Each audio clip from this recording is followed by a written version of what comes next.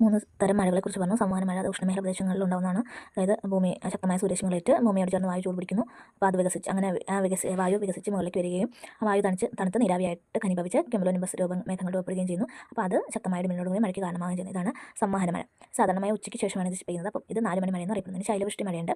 അതായത് നീരാവി നിറഞ്ഞ കാറ്റ് പർവ്വതത്തിൻ്റെ ഉയർന്ന പ്രദേശങ്ങളിലും മുകളിലേക്ക് സഞ്ചരിക്കുകയും ആ ഉയരിലേക്ക് പോകുന്തോറും കാറ്റ് തണുക്കുകയും അതുപോലെ കാറ്റ് തണുക്കുകയും അത് ഘനീഭവിച്ച് മേഘങ്ങൾ രൂപപ്പെട്ട് മഴ ചെയ്യുകയും ചെയ്യുന്നു. ഇതിൽ കാറ്റിന് അഭിമുഖമായ വശമുണ്ട്. അതായത് കാറ്റ് മുകളിലേക്ക് വരുന്ന പ്രദേശമാണ്. അപ്പോൾ കാറ്റ് മുകളിലേക്ക് വരുമ്പോൾ അവിടെ ധാരാളം മഴ വയ്ക്കുന്നു. ഇനി കാറ്റിന് പ്രതികൂലമായ വശമുണ്ട്. അവിടെ ഇപ്പോൾ താഴ്വാരം പർവ്വതം കടന്ന് താഴേക്ക് ഇറങ്ങുന്ന കാറ്റിൽ നീരാവിയുടെ അളവ് കുറവായിരിക്കും. അപ്പോൾ അത് താഴേക്ക് വരുന്നതനുസരിച്ച് കാറ്റ് ചൂടാകുന്നതിനാൽ ഘനീകരണം നടക്കുന്നില്ല. അങ്ങനെ ആകുമ്പോൾ മഴ അവിടെ വളരെ കുറവായിരിക്കും. ഇതാണ് മഴനില പ്രദേശം.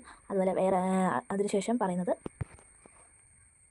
ചക്രവാത മഴയാണ്. അതിർത്തി മഴ. അതായത് ഉഷ്ണവായുവും ശീതവായുവും കൂടി ചേരുമ്പോൾ രൂപപ്പെടുന്ന മഴയാണ് ചക്രവാത മഴ. ഉഷ്ണവായും ശീതവായും കൂടി ചേരുമ്പോൾ ഉണ്ടാകുന്ന മഴയാണ് ചക്രവാത മഴ. അതായത് ഭാരം കൂടിയ ശീതവായു പിന്നെ മുകളിലൂടെ ഈ ഭാരം കുറഞ്ഞ ഉഷ്ണവായു ഭാരം കൂടിയ ശീതവായുവിൻ്റെ മുകളിലൂടെ തള്ളിനീക്കപ്പെടുന്നു.